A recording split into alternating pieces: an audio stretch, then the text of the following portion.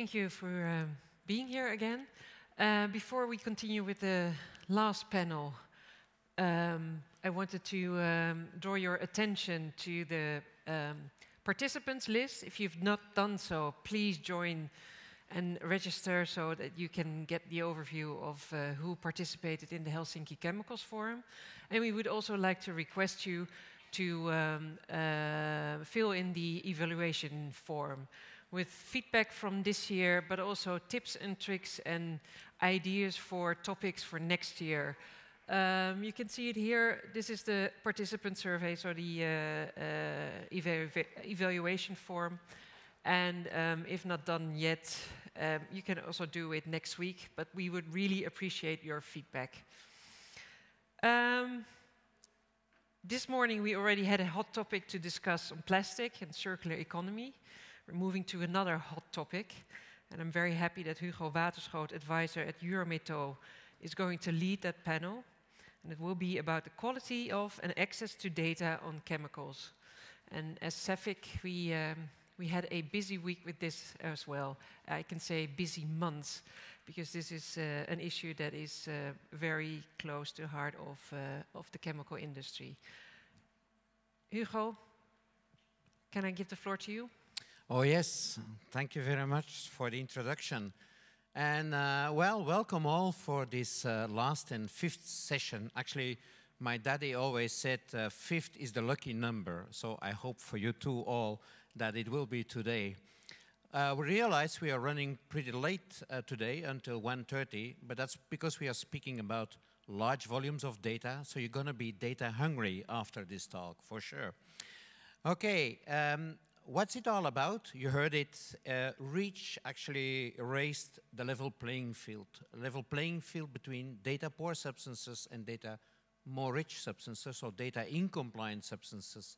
That was a very important step forward compared to the past, where we only used data that were available. They were not generated for that purpose. The consequence is, of course, there are now much more data on the table. And I think we don't say that enough. We can be proud. REACH is the largest chemical database ever on the globe. And moreover, it's continuously expanding. It's continuously updating. But that brings new issues to the table. People are eager to use those data because there are a lot of new evidence in, sometimes even unpublished evidence. So the issue about not only data quality, but data availability and accessibility is raised more recently. And here there are a lot of demanders, of course. You have, of course, the industry for the upstream and downstream discussion about data quality and their use for safe use. You have the researchers who want to finding out what are safe chemicals and how to assess the scientific evidence behind it. And of course, you have other countries that are either developed and would like to use that in their equivalent systems, or are under development and are building systems and, of course, would like to use such evidence. So there is a shift in the demand for data, and actually we are right in the spot there in Europe. And that's actually what I believe would be the theme of this session. First, how can we handle this massive amount of data? And we have an excellent speaker here from ECHA, Mike Rasenberg. He's head from the computational unit. So he's going to make us wiser on that one. And then secondly, what are the expectations on the use of such data and data availability? And there we have several speakers here. We have Bob Diedrich from the OECD, which you heard already several times intervening. He's head of the environmental unit from the OECD. We have Karel de Schampfler. Maybe you know it, but just after this, there is here at this place actually a huge congress of the ecotoxicologists of Europe called SeaTac. Actually, I believe even with more than 2,000 people. And actually, he's the president of that one from the EU. And we are so happy he could make some time free in his busy schedule at this moment. And thirdly, the third partner we have here is from a third country, in this time from Argentina. and it's Elysia Koya, and she is working for the Directorate of Chemicals, so she is another demander. Now you will ask, what is this guy there in the corner doing? Okay? He's, of course, the third party, the party that at one side develops the data, for industry, actually, and at the other side also have to put the data upstream or downstream, depending how we would like to use it. Yeah? So we are also, of course, welcoming Nicolas Ball. He's working as a toxicity consultant for Dow Chemicals. So I think we have an excellent group of people here to go for the challenges. And the first challenge is the data hungry. We all are hungry. Mike, let's listen.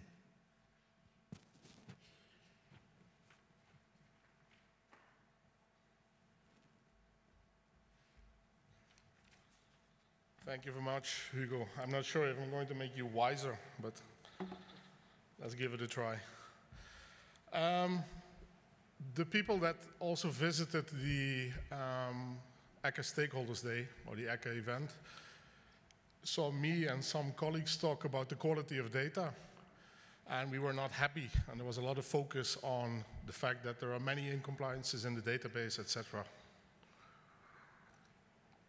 For this presentation, I actually want to change the perspective on the same discussion and make the point that in terms of what we've gained and what we've reached in terms of REACH and CLP is a very good starting point, and the glass is actually not half empty, it's half full.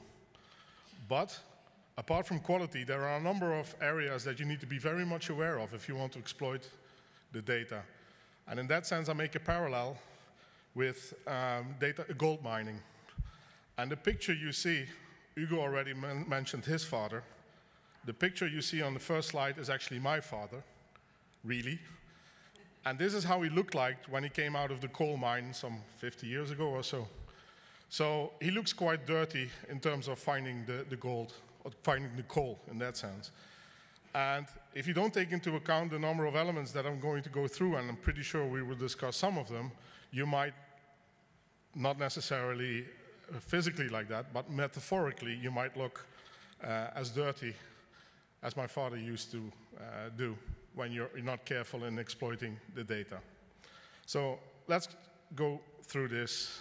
First, the context of what we're talking about. As Hugo says, at least personally, I think the main success of REACH and CLP is that it makes available and transparent what we know and also what we don't know. And the numbers are quite staggering. For registration, we're talking about 22,000 substances, CLP notifications, almost 150,000 substances. In terms of web pages, that if you look at stuff, there are 4.5 million web pages with substance information on the ECHA website. And we're covering 240,000 substances. It says substances between quotes, because in some cases, organisms can also be substances, but generally speaking, they are chemicals. And on these data pages, we have 24,000 views per day. So in terms of volumes and availability, that's already massive. All of this is not thanks to, but the solid foundation of all of this is iEuclid, the database that we developed together with the OECD. And in ECHA, everything we have, including the recipe of the canteen, no, that's the part that is exempted, but all the data we have on chemicals is actually somehow related to the Euclid format. And the vision of Euclid has always been to be an international database. That's why the I in Euclid stands for, to be international. And one of the very positive trends that we've seen is in the global uptake of Euclid. And here are the countries, the flags of the countries where at least the people involved in chemicals legislation have a level of use of Euclid in their chemical legislation. Then there are a number of companies that are either on countries that are either on their way or have something that is very compatible with Euclid. And there are a number of other organizations that are also really, their data really based on Euclid. And we most recently are talking also with EFSA to see if they can be part of the community. Now, lack of compliance of the data is an issue, indeed, and if you go into the details and if you're going through the safe use of chemicals, that is an issue. As I said, if you look into observing the data and try to make use out of it is really not the biggest problem even. It's just one of them. The vast amount and the dynamic nature of the data, we get daily updates, sometimes with significant new information, make it very challenging to make really sense out of it and handling it. There is a level of complexity in the requirements that makes understanding and utilization of the data very challenging. A very simple example, there is a lot of use of read across in how the dossiers are being filled. You need to understand, which is part of the requirements, you need to understand in terms of data structure how this is being utilized. If you don't, you can make massive mistakes in understanding on what kind of study do you have on which substance. Another element which, especially from industry perspective, has 2 points to the coin, and I'm pretty sure Nicholas will talk about it in a minute, is on one hand, the data being generated comes at a cost, and that needs to be respected. But even industry themselves want to make use of all the data that is available. So handling and managing the ownership of all of this is complex. Then ultimately, the miners themselves, or let's say the users of the data, have different levels of needs and expertise. So the mining is complex, and there are all kinds of issues, but there is still a lot of gold. So what we've done from an ECHA perspective, if you go through the 10 years, is we did the first 2 bullet points initially. So we have in place a system to handle the confidential information inside the firewalls, and specifically in terms when the dossiers come in, this information is filtered. A side note, since this is an international venue, we have much less confidential information than other jurisdictions. My hypothesis is that in Europe, you actually have to justify. We will check this justification, and you have to pay for it. And my hypothesis is that because of that mechanism, there is much less data claimed to be confidential than in any other jurisdiction.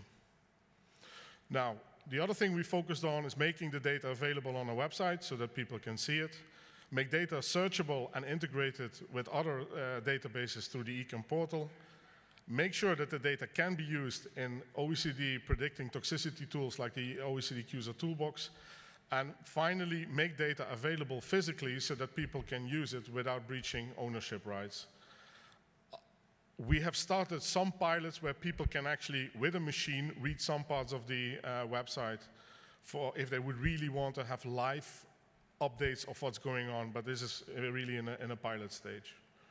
So in a sense, we have the platform, we have the data, we know how to bring it out, we know how to deal with some of the main legal constraints. So we have the basis there, and now the main challenge is still how do we further streamline and developing the access to the gold so that people don't end up looking as dirty as my father. To come to that, some observations to complete the picture a bit.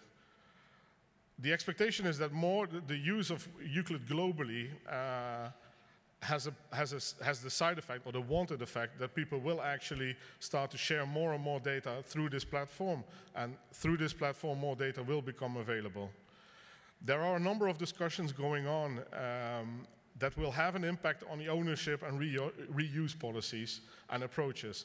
One of them is the reuse of data for R&D purposes in Europe. There is an update of a directive going on. And in parallel, with other jurisdictions having requirements of data and data being made available public, this is where this will change the dynamics. And finally, there are stakeholders that approach us for help to make data available that they don't necessarily want to submit through REACH, but they still would like us to make part of the global chemicals database. So in our vision, which we are exploring, is that Euclid goes from a tool that you use to capture the data to actually physically a central database where the data physically would reside, with all the benefits of all the tools around it. We're doing very concretely a first step with the US and Canada where we are trying to develop a Euclid where we have access and we share non-confidential data with each other. One big element in all of this story is, of course, the sustainable resource modeling behind. The other element that we want to do is to make pieces of gold available in such a way that it stimulates the development of alternatives, testing, chemical pressure indicators, and informed substitution by giving transform curated data available. So the challenge, in short, remains to give access to the mind in a meaningful way. In short, because I'm running out of time, I see, global data sharing will increase between all parties. Euclid is the standard that enables data sharing and harmonization. In terms of exploring, it is not only the quality, but there are many more challenges to take on, and it is really the access doesn't provide you the gold, but we have to find a way of utilizing the gold that is there or where it is missing. And with that, I thank you very much.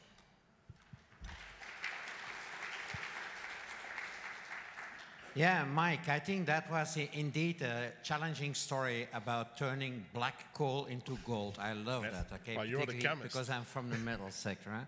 Actually, they tried that for 200 years in the medieval time. You know that? Now, I have a question for you.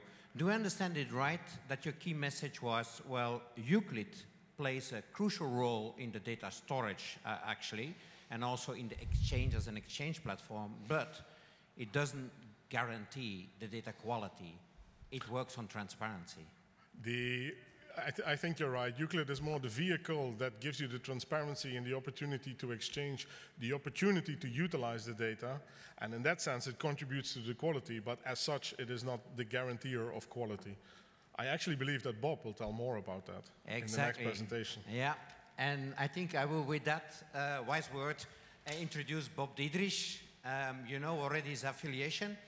Actually, for Bob, the challenge is, of course, his vision, I would say, is actually ensuring that there is good quality data available and made available, and also that the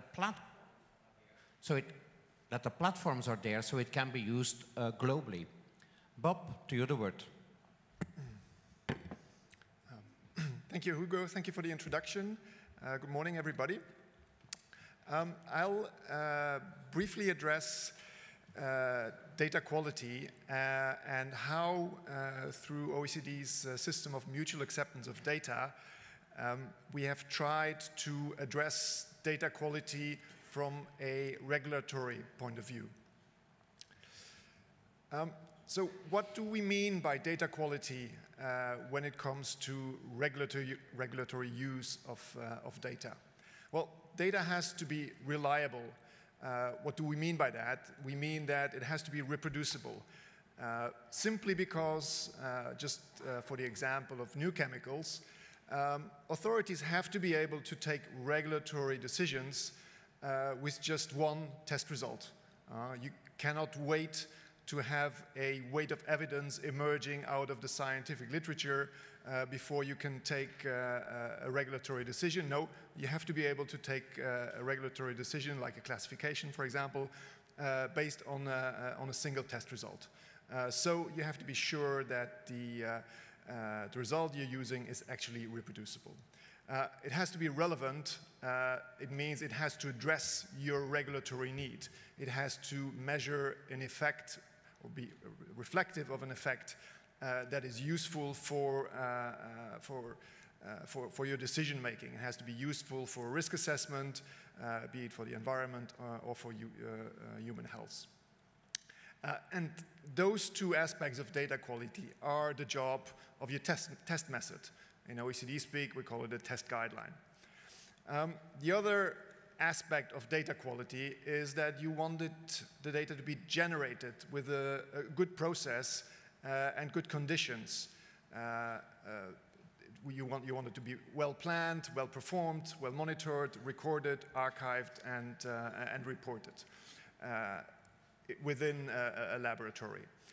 And so that's the job of what we call at the OECD good laboratory practice.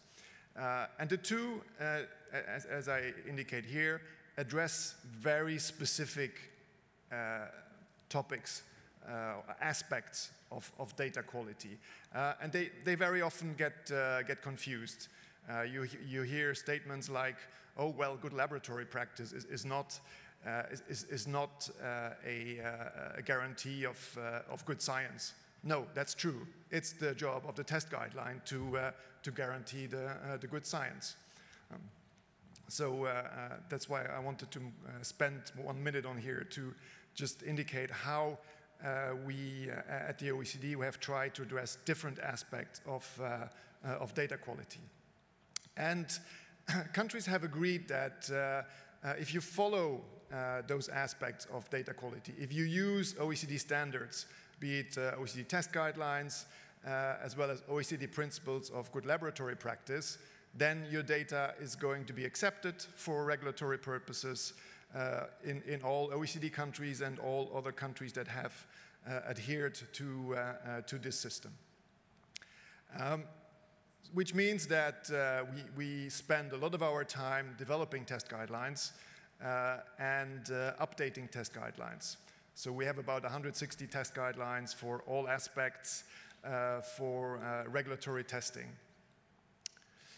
It also means that we have to stay abreast with scientific developments. And so we spend a lot of our time and a lot of resources, and our member countries spend a lot of time and resources into making sure our test guidelines are up to the latest scientific standards. So every year we have to publish updated or new test guidelines. I'll just list here two examples of test guidelines that we published last year. Of course, and I think Carol will address this, standardization is never as fast as scientific development. So, of course, there will always be a gap between regulatory test guidelines and the latest scientific developments. But we do try to catch up as fast as we can. When it comes to principles of good laboratory practice, as I mentioned, this is a single quality standard for test facilities and applied for testing of all chemical substances. It can go much beyond chemicals. You can, of course, test the safety of medical devices according to good laboratory practice. But the agreement of mutual acceptance of data at the OECD only covers chemicals.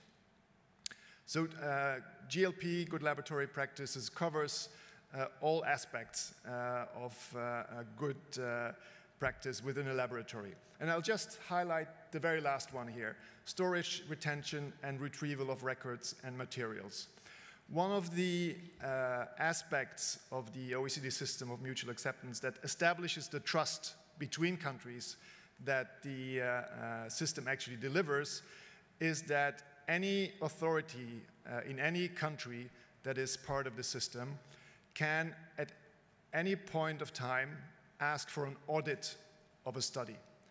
If they have a doubt, if they receive a test report and they have a doubt about how this test was generated or this result was generated, they can ask for an inspection of the laboratory who generated this data. And the laboratory has to make sure that all the data is properly archived so that it can be audited at any point of time. That is one of the aspects that establishes the trust between countries that indeed this system of good laboratory practice does deliver part of the trust. And incidentally, the fact that we have harmonized systems of testing and assessment does save industry and countries a huge amount of money. We estimated that this saves countries at least 300 million euros every year due to no repeat testing or due to other tools that are built upon the system of mutual acceptance of data. Now, nothing is eternal, and we are facing a number of challenges that will keep us busy over the next few years, and it is likely that our system of mutual acceptance of data will have to evolve in the future. One aspect which I already mentioned, it is more and more difficult to keep up with scientific developments. And I'm sure Carol will go into that. It means that we have more and more often update our test guidelines. So we may at some some point of time not be able to do that anymore because scientific development is too fast. So how do we manage that while maintaining a robust system of validation of methods that are used for regulatory decision making? Countries are very, very much attached to a very solid validation of any test method that they want to use for regulatory use. The other challenge here that I mentioned in the same bullet point is the use of new approach methods. More and more robotized systems are used to generate test results for thousands of chemicals in a very short time. How do we use those new approach methods under mutual acceptance of data? How can we guarantee quality of read across and have read across being considered under mutual acceptance of data? Good laboratory practice cannot apply to predictive methods. So what do we do? How can we get predictive methods into mutual acceptance of data? The other big aspect that is keeping us awake at night is how to reconcile public access to information with intellectual property rights. Mike already hinted that this is also something that is very relevant for the REACH database. Given that more and more legislations around the world work under the principle that no data, no market, that means your test report is worth a lot of money. And so over the last 40 years, we have been reconciling these two aspects by recommending to countries that robust study summaries of studies cannot be confidential, and at the other side, they must not accept test results from industry to which they have no legal rights. So these two aspects over the last 40 years have been able to reconcile these two aspects, but it has been challenged over the last few years. It's more and more unacceptable to the public that full study reports are not in the public domain. And so how do we deal with that? So we have started to update, to open up the OECD Council or legal instrument about intellectual property rights for chemical safety data. And we're having heated discussions about how can we manage to put more data into the public domain without jeopardizing intellectual property rights. And that is going to keep us busy over the next few years. And I'll stop here. I think there's many more challenges that are going to come our way, and we will discuss some of them today.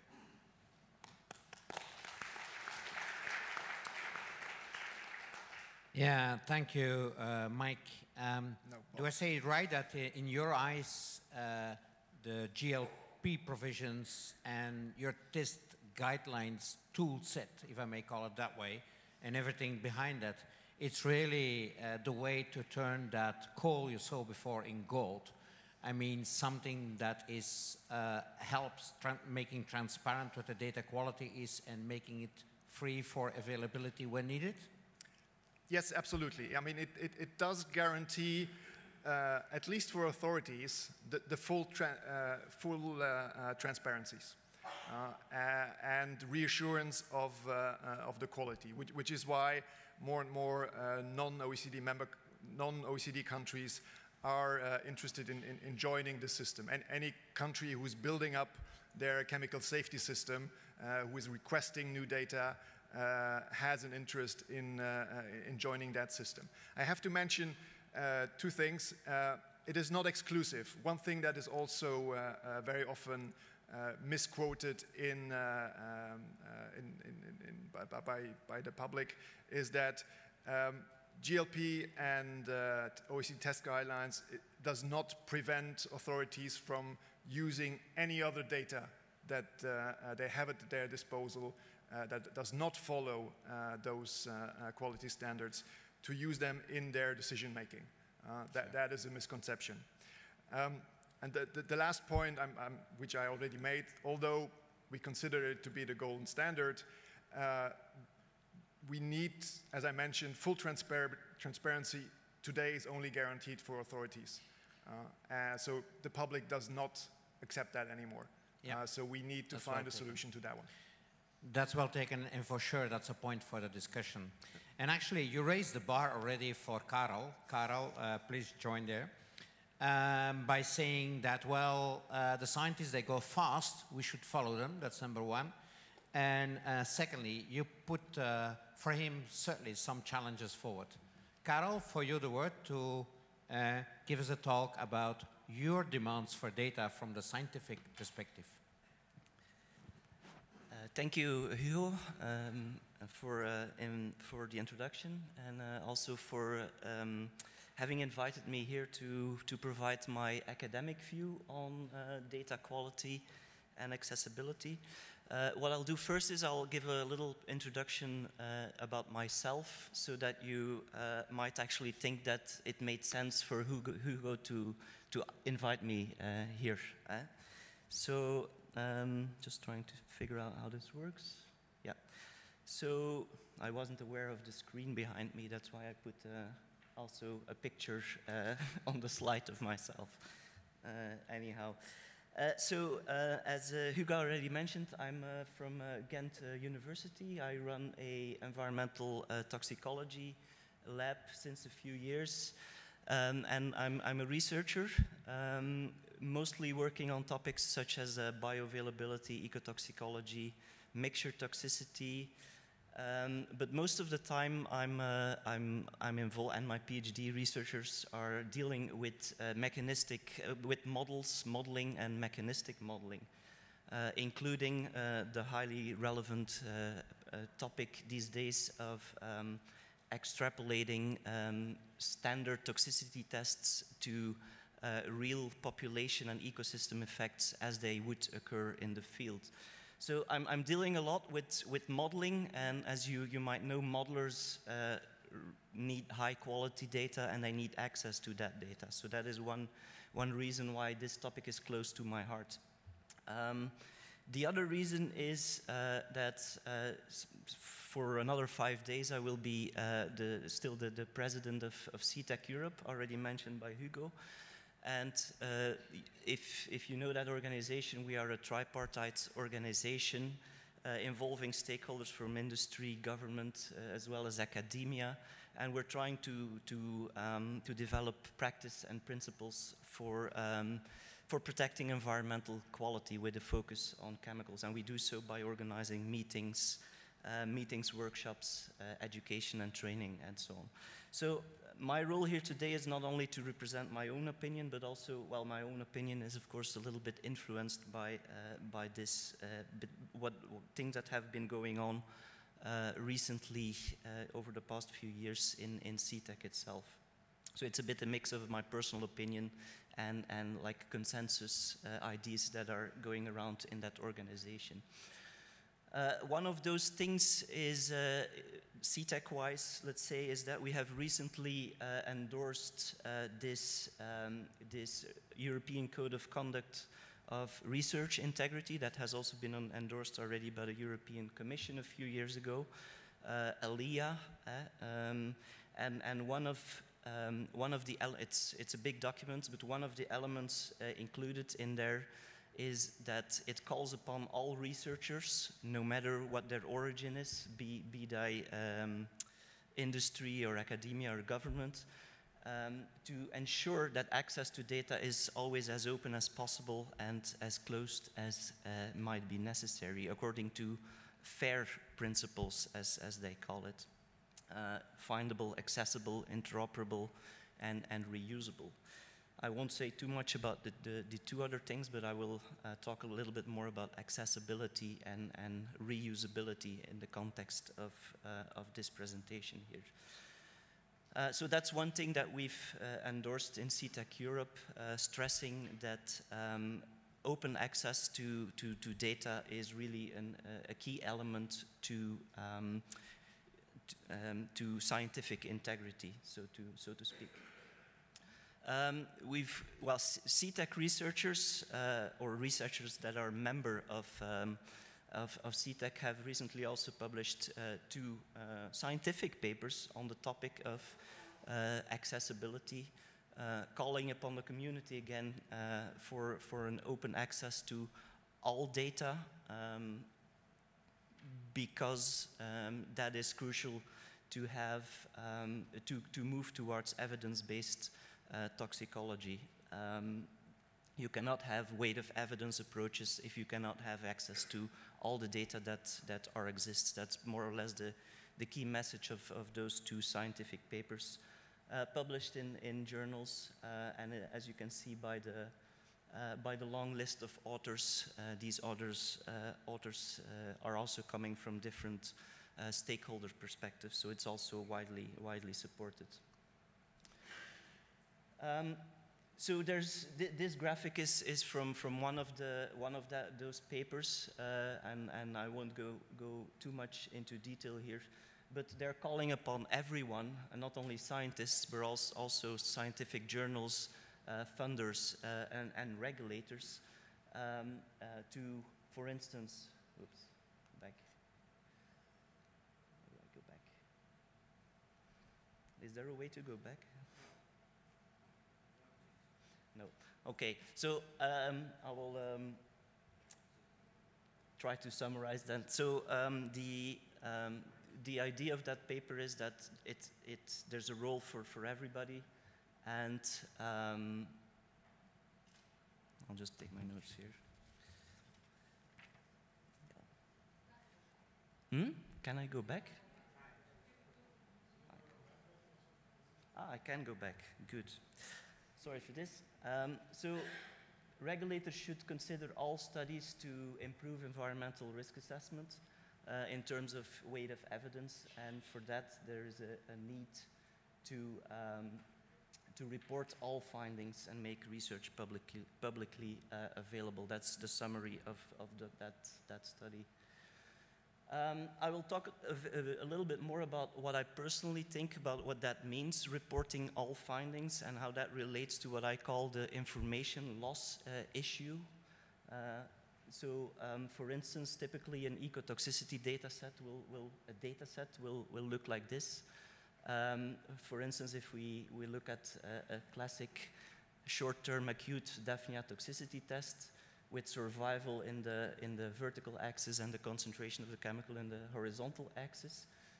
We would typically monitor the survival of those organisms in 3 replicates, according to OECD standard guidelines, at two moments in time, 24 and 48 hours. So that basically makes, to me, the data set, let's say. And what we do then, typically, is to draw some kind of a dose-response curve to that by some statistical tools, and we would derive what we call 48-hour EC50s or LC50s or whatever you want to call it. And the problem with that is that whereas this is the raw data, like 50 to 60 data points, we're usually reducing that, or often reducing that in reports or in databases or even in scientific papers that we publish as academics. We often reduce that to information on the species and the endpoint, like survival, exposure duration, and the concentration killing 50% of the organisms itself. But typically all the other information gets lost. So information that is lost by doing so, and this is just a figure from the previous slide, is, for instance, the response and the response itself in each concentration, the variation of that response, the slope of the steepness of the dose-response curve, the dynamics of the response, which I mean the difference between the response at 24 hours and 48 hours, all of these things that we know as scientists, as modelers, as ecologists that are really important to predict true effects on population and ecosystems in nature. All of this information really gets lost, and it's therefore not able to reuse those data in a modeling context to advance the science, let's say. So this information loss limits the reuse of toxicity data as they are often occurring in databases and reports. In addition, also things that are lost are the performance under control conditions, for instance, or knowledge or information on the goodness of fit of those response curves, whereas all of those things are needed to basically assess the quality of the EC50 that is being reported or available in toxicity databases. So it also impedes some quality assessment. So the point I want to make here today is that as a scientist, as a modeler, I do not consider EC50 or LC50 values as they occur in databases necessarily as data. I think that limits reusability of the data and it impedes quality assessment. And finally, and I'll go quickly on this, is my personal proposal on accessibility of ecotox data. I think we really should strive towards developing new further systems and legislation to get to a situation where all raw toxicity data become available, not just LC50s or EC50s or NOx. We should build ecotox data repositories to store these data, regardless of their origin, be it from academia, industry, or government. I think that will increase both transparency, credibility also to the general public. It will allow evidence-based risk assessment, including data quality assessment that is needed for that, and it will allow maximum reusability of the data, as well as innovation in risk assessment. Think of modeling approaches as replacements of testing methods. And finally, I think training as well as collaboration between all stakeholders will be needed, and I think SeaTac as a tripartite society can also play a role in that and give the platform that is needed to achieve all of these ambitious goals. And with that, I would like to give the word back to Hugo. Thank you. Yeah, thank you, Karel. I clearly heard there a plea for more openness and availability of the data, actually from all the data, or the full data set, because you called it preventing the information loss. So you're ready with two. Actually, I heard Bob speaking that society is asking for making all the data available. You do. Actually, the regulators maybe too. We will hear that later. Thank you very much for that. The next speaker is Nicolas Baal, and as said, he works for industry. Yeah, Nicolas, please go up. And actually, the issue for him is, of course, he produces a lot of these data sets, and he heard now these challenges about making these data available for different purposes and ensuring the quality. So let's listen carefully what he has to tell us about that one. Nicolas? Hello. Thank you very much for the opportunity to speak here. So yes, I'm the industry. Now, I apologize, but I have to earn money somehow. So I'm a toxicologist, so I'm one of the people in the trenches. I'm putting the data together, I'm generating the studies, I'm ordering it. And so I wanted to give you this kind of perspective on data access, and so on. So access data does now equal license to sell. When REACH came along, it did something that was almost unprecedented, and it said no data, no market. Now what it really meant was, if you can't demonstrate the safe use of your substances, should you really be placing them on the market? But it translated to no data, no market. And that did a very frightening thing. that not everyone realized at the time. The value of the data is equivalent to the value of the market that you gain access to, not the cost of the study. If I were to drag someone up on stage today and hold out a pen, put a gun to their head and say, write your name with this pen, and then say, how much will you buy this pen from me for? Now, the pen might be worth a couple of euros, but to be honest, right there, it's the difference between life and death. Now, that's in a bit of exaggeration, but fundamentally, we see here facing billions of dollars of market accessible via a few studies. This has created difficulties, as you might imagine. So data sharing. I'm a toxicologist. I generate the data. I think over the last 12 years, prior to and during REACH, I've spent more time, unfortunately, managing availability of that data than interpreting it. And that was a side effect of REACH that I had not appreciated. It is very time and resource consuming to manage it.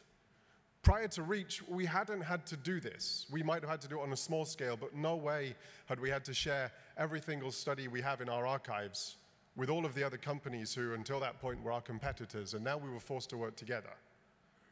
We had to talk about usage rights. We were very naive at first and assumed that maybe REACH is going to be the only one that's going to require us to have this model. So let's just talk about, discounts for access based only on REACH access. Of course, now we have Korea and Taiwan and China, Brexit and the hilarity that ensues following that, Turkey, India, what's next?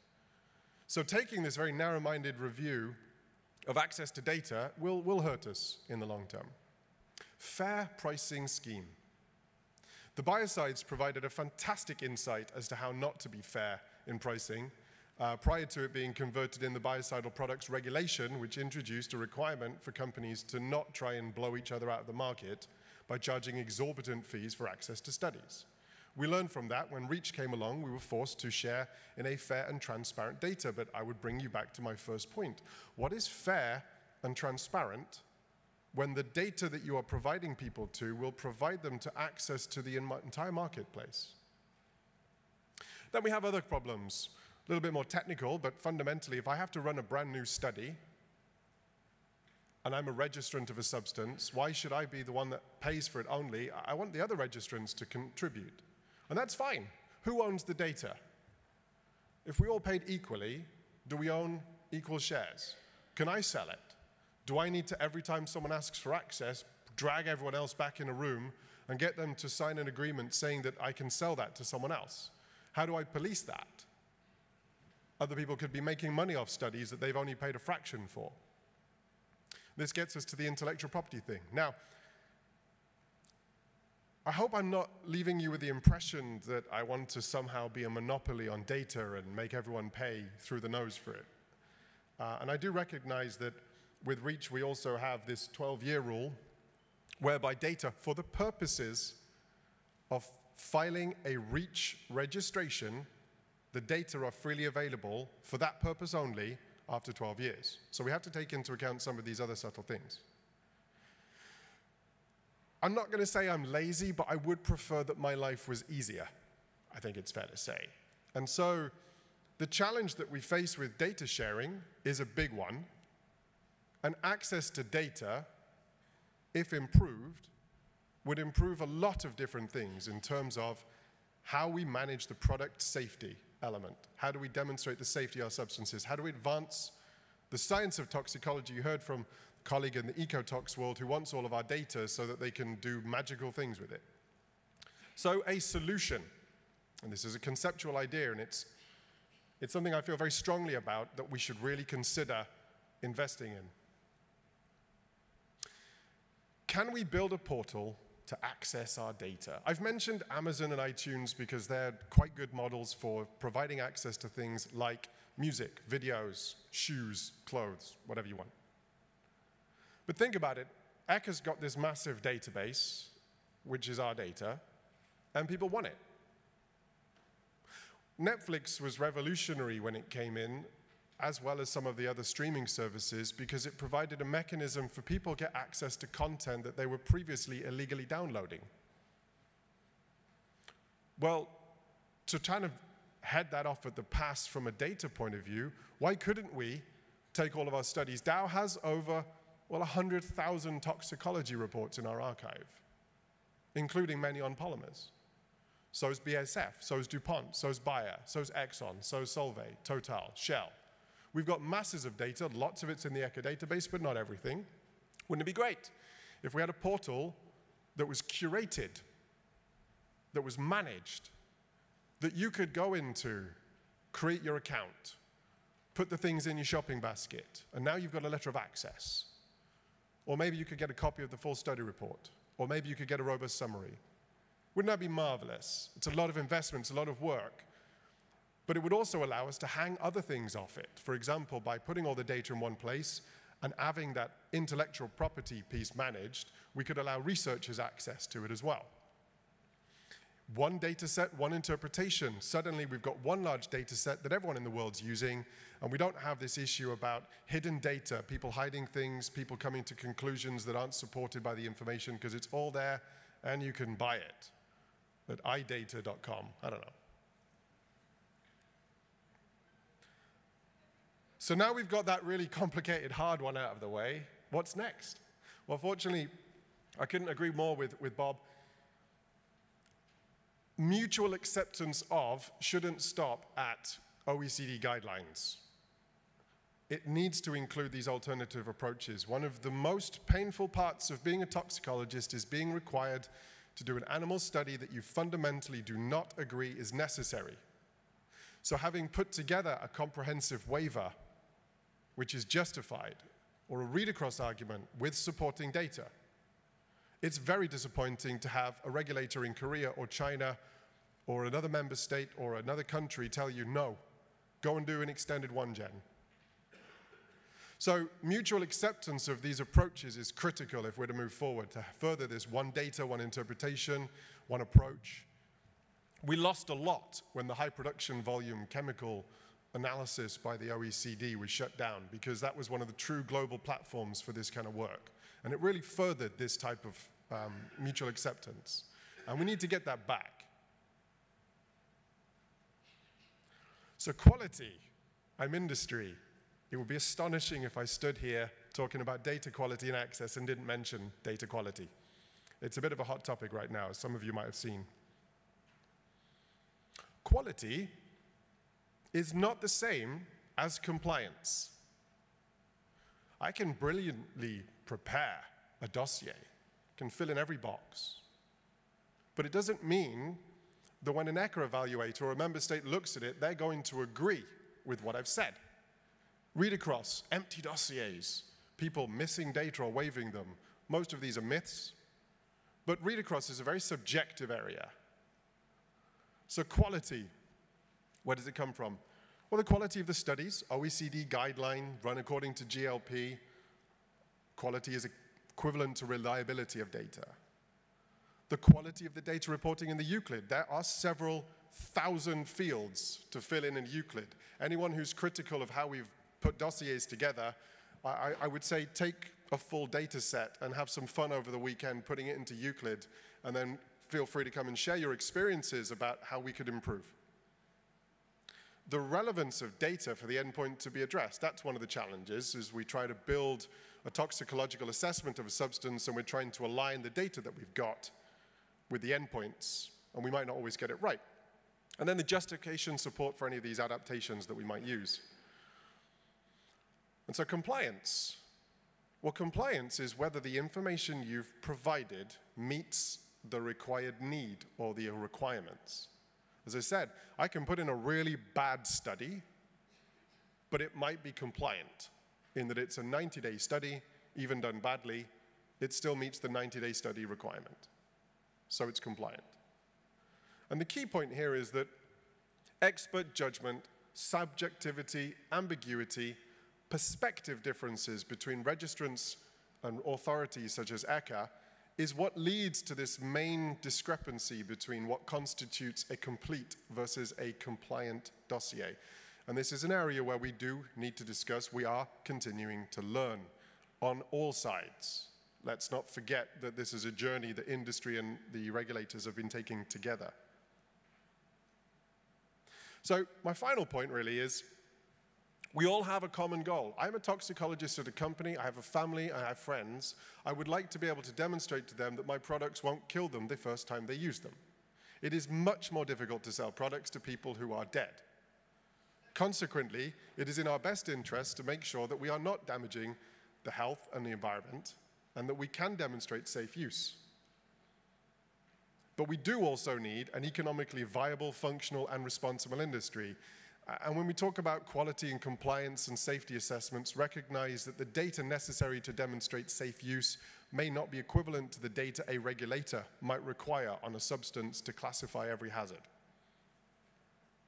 And all of this can only be accomplished with our reliable data, access to that data, mutual acceptance of the approaches, but also a commitment to understand and make sure that what we have out there is high quality and meets our compliance needs, because I make use of that data as well.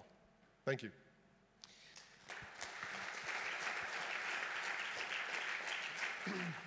Okay, that was certainly challenging, I must say.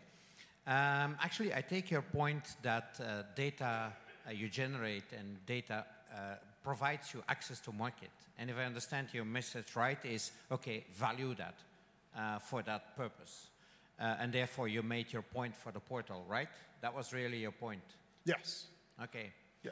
Super. And I'm sure that that would, your eBay portal will certainly be up for debate. I'm sure it will be challenged by some of your colleagues here. We'll see. Come back here. And then lastly, I would like to introduce Elisa. Elisa, she comes from a country under development, Argentina, and they have a lot of challenges. They can be economically, of course. They are building their system. Logically, like every country, we have our proudness to build our own system. So the issue is how and what can we use and can we learn from others while keeping our own vision on it. Elisa, it's up to you. Thank you, Hugo, and thanks to the panelists. I'm really, really honored to be part of this debate, and I'm very glad that I'm able to bring in Argentina's point of view into this theme of accessibility to data. So I have pointed out where Argentina is, just in case. Argentina is the 7th largest country in the world, so this allows it to have, I think, 18 geographical zones. And it has an industry that is mainly constituted by small and medium companies. More than 95% of Argentina's companies are small or medium. But as many of you probably know, we do have a huge presence of the big chemical companies industry in Argentina. So today I want to talk about particularly the Directorate of Chemicals point of view in terms of availability of data. This directorate belongs to the Secretariat of Environment and Sustainable Development in Argentina, and it's a fairly new directorate. It's a little over a year. So this makes the team have the good and the bad things of being new. We have the opportunities of having so much to do, but also the uncertainty of where to start and how to do it. So the first thing we did in this sense was to take a look at where we were at. And we learned that we were, in terms of chemicals regulation, at many different stages, depending on what we were looking at. And I think this is the case for many other countries as well. So in the case of Argentina, if we're talking about agrochemicals regulation, we're doing pretty good. The structure, institutional structure is there. We have pre-market registration. We have systematized evaluation, risk evaluation. Yes, there is a lot to improve, but we are there. In terms of medical products, the registration is there, but the environmental look, not so much yet. In terms of GHS, it is mandatory at the working place, but implementation also needs work there. And in terms of industrial chemicals, well, there we have a lot of work to do.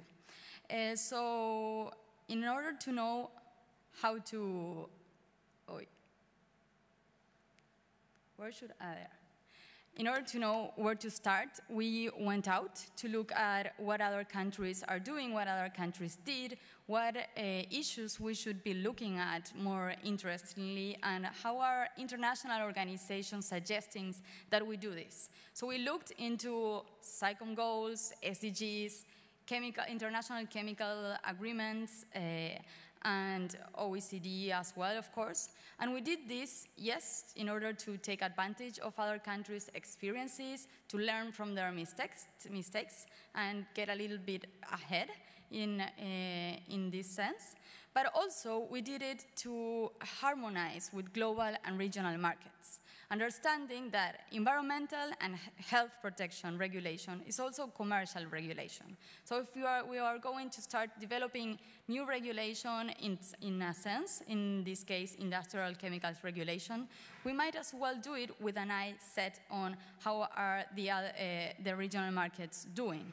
And this will give us, in the short term, commercial opportunities, new commercial doors to be opened, but also in the mid and in the long term, the opportunity to make even better use of the available data, to be able to rely on existent assessments because our regulation is similar or harmonized with other regulations.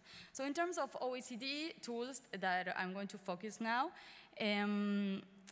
well, Bob talked about MAD. Argentina is one of the 6 non-OECD members that is a full adherent to the mutual acceptance of data tool.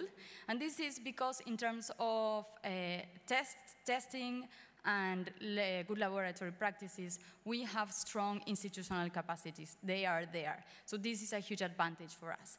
So in this sense, we focus more on other legal instruments and OECD tools. Let me just emphasize that Argentina is not part of OECD, but still the guidelines and the instruments have been helping us a lot to focus on what information we should be looking for in terms of chemicals, and particularly industrial chemicals, what volume of information, and how we should be aiming to manage that information once we have it. So we looked into instruments such as cooperative investigation, risk evaluation, PRTR, how response to accidents, and so on. And once we had taken a look to these outside inputs, we took a look back inside. So we first, from the Directorate of Chemicals, we created and we are now leading the first interministerial chemicals governmental group. So we took a look at all national governmental institutions that have any kind of competence in terms of chemicals, no matter what their approach is. So we have the Agro-Industrial Secretariat, the Industrial Secretariat, Customs, the Foreign Affairs Ministry, Transport, Safety, all sitting at one same table once a month for over a year now, talking about what we should do, how we should do it.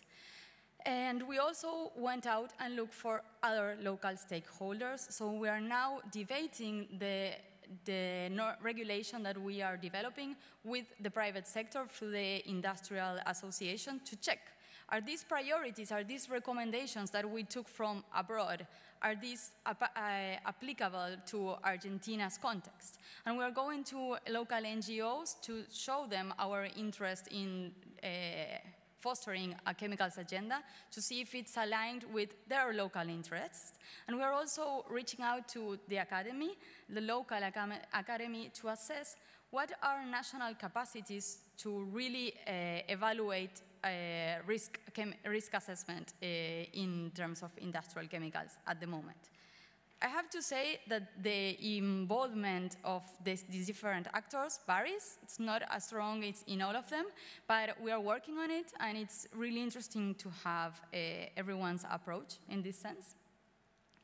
So once we had these internal and external outputs, we came up with our chemicals agenda, which at the moment it has a little bit of everything because we have a lot to do, but it's mainly focused on industrial chemicals, so in getting into this information void that we have there, and also into strengthening the implementation of GHS. And this is where ECA's available information comes in. We are using it a lot. We are using it, I think I could say, on a weekly basis, even more as a team. I don't know how much everyone uses it. And we are using it in different levels. So when we started debating on how our new chemicals, industrial chemicals regulation should be, we had ECA's regulation and information on that. And actually, I have to say, it was really useful to have it in Spanish, because this gave us the opportunity to debate over specific definitions and word uses. And we also had the guidance documents, which I know are mainly intended for local private sector use, but for us it was very, very useful because we could also take a look at the practical issues, the practical side of the regulation. And then we also noticed that this regulation that we are developing will not address the presence of certain hazardous substances in articles as fast as we needed to go to address it. So we have to go into specialized regulation and technical norms as well. And here the ECA's database help us prioritize which substances should we be focusing first, because our efforts cannot go everywhere.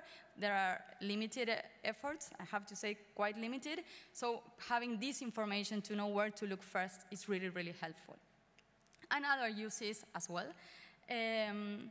But I think I gave you a quick overview on how we are using this information, and I would like to close summing up a little bit with the message that emerging countries are using available information. Not only ECAs, we go out to everything we can basically understand. Spanish, English, in some cases French. So Canada, Australia, EPA's information are useful as well. And it's really useful. Sometimes it's not as applicable as we would like it to be. Some tools, even those designed to be guidance for the designing first basic chemical structure, are not as basic as we would like it to be. So it requires deep analysis from the local government on how to apply it. And sometimes that analysis is possible and sometimes it's not. And also data is getting more and more complex, which is good in many, many senses.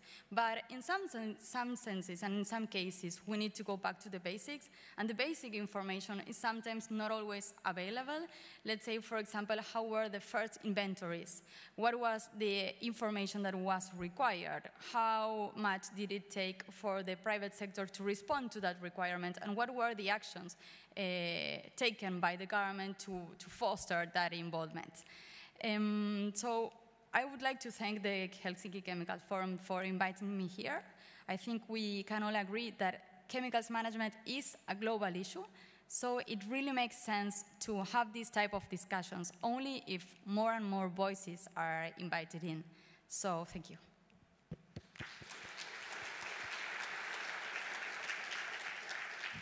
Yeah, thank you very much, Elisa, for this very clear talk and message. And I understood from you, if I may, correct me if I'm wrong, that actually you used OECD tools, you used UN tools, as well as some of the tools and guidelines which were developed in Europe, but you're still tried there to put in your own priorities, your own cultural flavor, if I may call it this way, to ensure it is a fit-for-purpose solution for, in this case, Argentina. Is that a right interpretation? It is. We are constantly trying to make sure that these pre-designed tools are applicable and are useful as they are in our national context. And I would also actually like to add that Argentina is a very eager consumer of data in some senses, but in other senses where we are more evolved, we are producing data. So in terms of agrochemicals, we have our online database of produced and imported agrochemicals. We have our own scientific repository, and we are starting our own toxic chemicals, environmental toxicity chemicals monitoring platform. So I invite developed and developing countries to look into these tools as well, because it can also be helpful. Thank you very much for that, and I would say join us here. Yeah, thank you all. And let's start now with the discussion. We're going to try to do it as interactive as possible. And I certainly invite you to Twitter or to post your comments and questions as well as coming to the mic. But with starting the debate here, I'm known to be always challenging the people I'm working with, okay? So I did it also this time. I asked all those here on the coach, what is for you, I think, a burning issue you would like to raise with one of your colleagues here? So, Karel, I would like to start with you. I'm sure you have a burning issue for some of your colleagues here you would like to challenge him about on what you heard. Yes, absolutely. I have a burning challenge for Nicholas.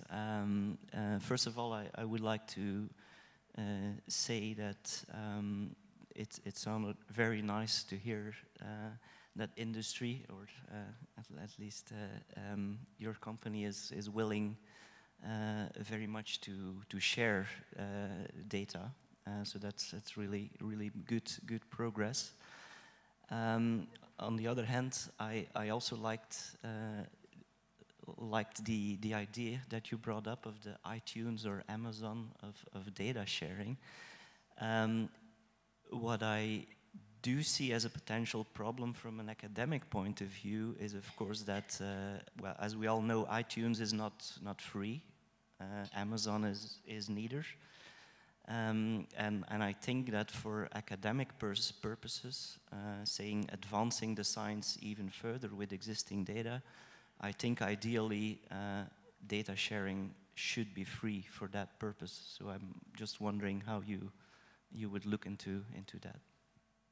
Thank you. Yeah, so it's an interesting challenge because essentially you're managing something that has a value and a cost to generate, and there's therefore, you don't want to punish the people who've invested in generating that information by giving it away for free to everybody, because then there's no incentive other than they're being told to by an agency, which is irritating because we also generate data proactively without the need for demands by regulatory agencies.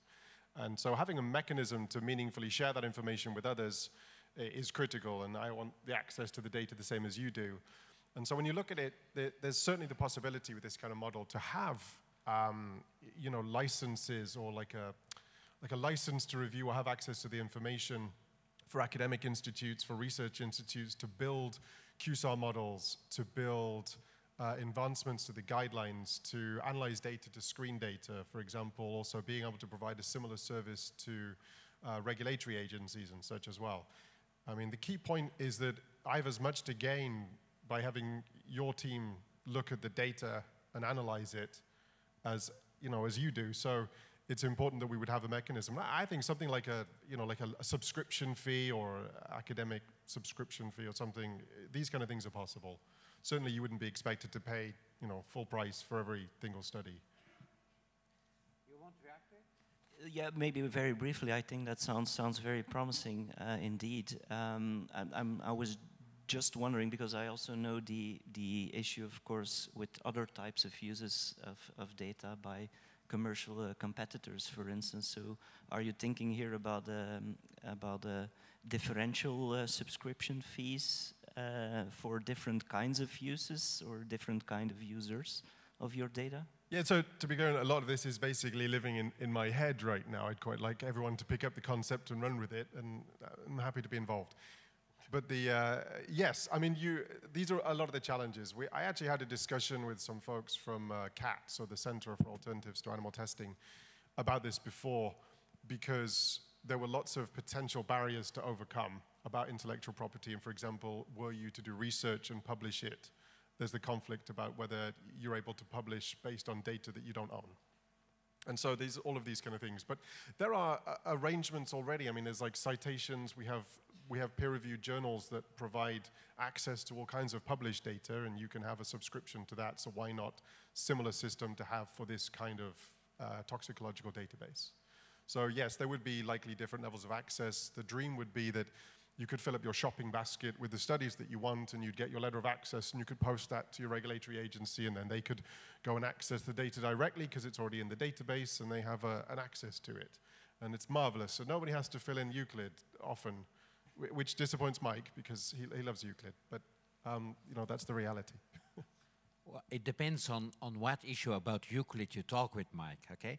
But Mike, it maybe comes back to you using data out of a rich database like Euclid and differentiating that to the type of users that could be there. Is that actually even feasible?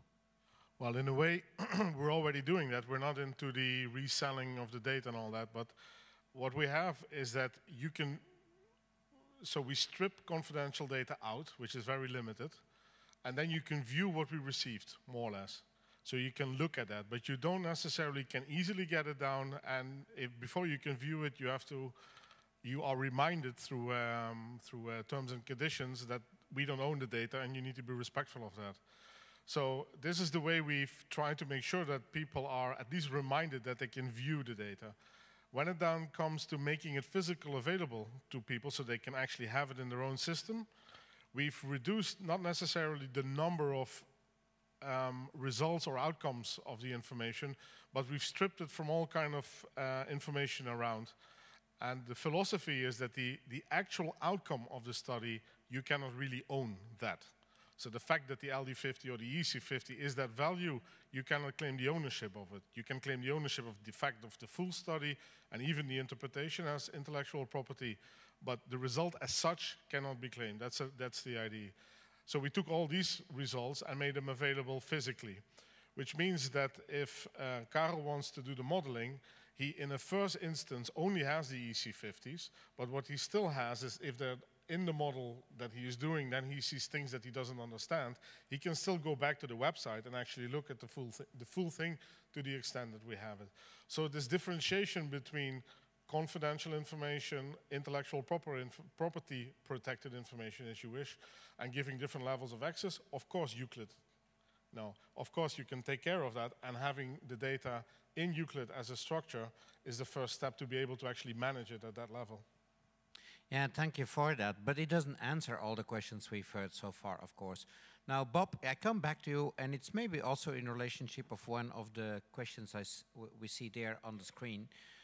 If you want to exchange data, use tools you have, but there's also reporting about what substance have you tested, what's the exact relationship, because one of the persons here said that, I think it went just down, or where was it? Of course, an interpretation of a data set depends about what's the exact substance that is tested, but that's part of the guideline, isn't it? And the testing report.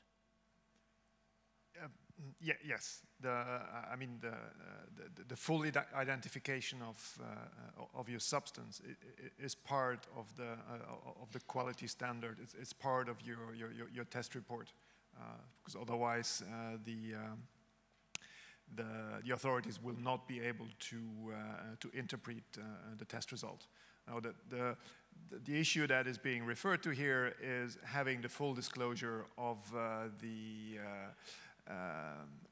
chemical ID with impurities and everything. It can lead to disclosure of production processes, can lead to disclosure of new chemicals that you didn't want to be in the public domain for the next 10 years, and so on. So that is one area where not just intellectual property considerations will apply, but also confidential business information considerations would apply, as Mike has already hinted at. So that is definitely one issue that will need to be thought about if we're thinking about putting more data out into the public domain. But that is not new. I think that those are issues which are being thought about already. Yeah. And by the way, it answers one of the other questions, said, why is it not a myth that we need to have money for that, particularly if you exchange it to other countries? Well, there is value behind it, of course. But Mike, I saw you had a burning reply to it. Yeah, well, I think I have to agree with Bob. I always have to agree with Bob. But the perspective, I want to bring a perspective on this. So we can, before we had REACH, there was a lot of discussion on claiming substance identity, claiming test materials, claiming use information, all the thing. So the solution was to, as I mentioned before, itemize these things put them in a fee regulation, say that if you want, you can. Well, there are a number of elements in REACH that are always confidential. There are very few. And then there are a number of elements that you can claim confidentiality on. Substance identity, including composition, is one of them. And I don't have the statistics now in front of me, but comparing the level of claiming confidentiality in Europe compared to any other regulation where it is for free or easily granted, it's tremendous. There was hardly any confidentiality claim going on. So I think we shouldn't overdo the fears of losing confidentiality. There should be a mechanism, so I agree with Bob, but it's not the biggest problem we have in sharing data. I think the value of the data, what it means in terms of market access, that is the critical thing, and how you then make it available physically and how you protect, because I think industry, as I said myself, they want to use all available data themselves, but at the same time, they don't want that people then use their own data to gain market access. So this market access is the critical thing in how to manage it. I don't think CBI is a critical. It's important, but in the bigger scheme of things, it's a detail that we know how to handle. Yeah, thank you for that. Elisa, you also have a burning question for somebody else. I'm sure about it. Raise it, fire it. Okay, yes, maybe I would shift a little bit the conversation. As I mentioned, in Argentina, we are looking a lot into local stakeholders' opinions to see how much this information applies locally. And we have reached out to the scientific community without that much involvement. So I wanted to ask Carol, what are your activities to foster the inclusion of your investigations into governmental policies, if you have particular information regarding SeaTac Latin America on this issue? Do you mean that from my researcher point of view or from SeaTac point of view? Could I have both? Okay.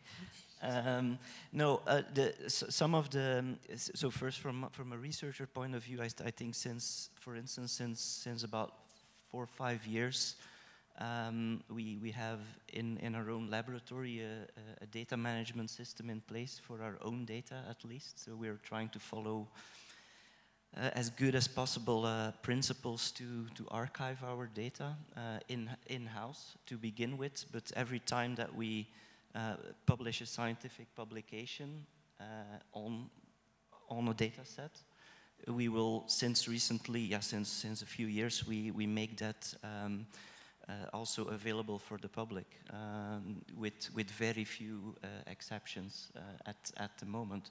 So, and journals, scientific journals these days give sufficient opportunities to, like the SeaTac journals, they give sufficient opportunities to upload the rawest possible form of your data along with the paper. Not only data in effect, but also all the modeling code or the statistic code in R and MATLAB and other types of programming software. So all of this can also be uploaded. It's really up to the researchers themselves to actually do that. So that is available in the literature, and if governmental institutions have access to those sources, to the publications and to that, then that should be a good thing, I think. Yeah, that's a quite principal point, I think, because if you make a plea for open data set, it should be in the two directions. And what you say, yes, we do it, but it's on a voluntary basis at this moment, and it's related to access to individual papers, okay? So, but is that not already a little bit building towards that idea about the platform or the forum or the portal, like Nicholas was saying? I don't know if one of those two gentlemen on that one want to react to that. Is that the way of thinking you do it? Because that could also raise the idea about voluntary uploading by industry, if they feel that their data should be publicly available. I mean, that is definitely worthwhile thinking about. Although, I mean, I immediately was thinking that, oh, this just adds another layer between the robust study summary and your PDF, the full study report. Do we want another layer of people retyping in raw data into a separate data set? I doubt it, but maybe there's, again, technical solutions around that. But definitely, I mean, if academia can can show us how to do it and we can reproduce it, hey, that's half of the work. Yeah, and I would add on that, I mean, one of the way the Euclid structured database was built was based on the OECD harmonized templates for reporting studies. So the information requirements that are in that have been determined based on what's necessary to adequately report a study in a robust manner, so that someone who's not associated with work can interpret it and understand. If there are more data that we should put in or could put in, and there's a mechanism for us to be able to do it, then we could modify the templates and do it. But again, it comes back to the resource problem. So I don't know how many substances have been registered, over 1,000 tons, the number of studies associated, an extended one generation report is this tall in printed out A4 sheets of paper. Trying to consolidate meaningful information out of that into like a structured database is quite a frightening prospect. One possibility is that most of the labs that generate the studies use some form of software tool to capture the data. Mm-hmm. And if there are a mechanism to be able to directly convey that data from that, instead of into a study report, but into a online robust study summary, that would resolve some of the issues, but only for new studies. So there are ways around this. If we say from now on, looking backwards, we have vast amounts of data that would require a ton of curation and assessment and building into formats. But again, it comes down to knowing what the want is. And the want changes. Yeah, I think that's a good point. So it may be different for what we're going to build up from now, but going what's already available, and we heard from him, it's a lot. That would be more of a challenge. And by the way, don't be so curious about the printing, because this is a country that has a lot of trees for the paper industry, I understood. I would like to come back on one of those questions that was raised there. And I would like to dissect it in two, if you wish. It states there that, read with the last part of it, is it not naive to believe that a fee in exchange for data is a workable solution? And that is linked to the first part, saying developing countries, okay? But I heard from you, well, maybe scientists, developing countries, countries under development, and countries that have the means, we may need to make it separately. We may need to have different views on that one, on how we fee or how we make data available. Is that something, Elisa and industry, you believe would be a feasible road to go? So make there a distinction between different audiences, if you wish, and how you're going to then regulate that, of course. Yes, that's exactly what I was thinking through this first debate. If we are thinking about a platform with a license fee, I guess what the fee is would be the question. In terms of developing countries, if the fee is not accessible, then the platform is not useful. And if it's not useful, then in the case of, for example, safer alternatives or better alternatives not being accessible to the market because the fee is inaccessible, then it could actually be a problem for developing countries and for the world as a whole. So I don't have any issue with regulators being able to see the data. I really don't. And for free, I don't care. Right? If they want to use our data to screen, prioritize, to better inform their internal chemical management initiatives to ensure that the people in the countries that they're governing are safe and not being polluted and such. That's a goal that is consistent with my own values.